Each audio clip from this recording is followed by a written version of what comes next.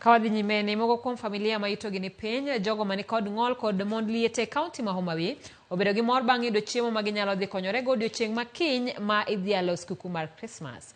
Ma en sir mane giyudo kowuok kuom jagoro mongirore migawo mar arita Raymond Omollo, gidwaro mar neno ne jogo ma yutogi ni piny kod mago mang'awo oyudo sikuku.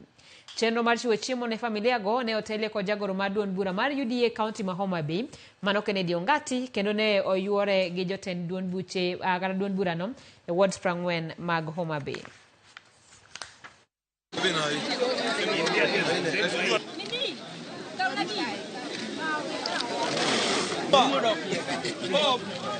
Agoero kamano ne PS mar Raymond Omollo kuom ne kawo kata nene chunye ni Homa Bay mondo odhi ocham Christmas.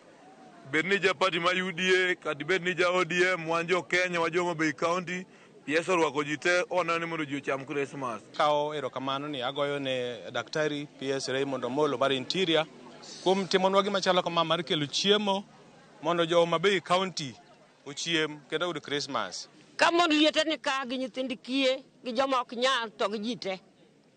Oparowa to ok wan kende moparowa. Awinje ko paro ji kon gi kon. Na onge kata gimoro to ne ok apar kama ne gimoro nyalo yudore. Ka piny orugo kinyi to pok aka ne dong' luonga ni mondo abi amose ka.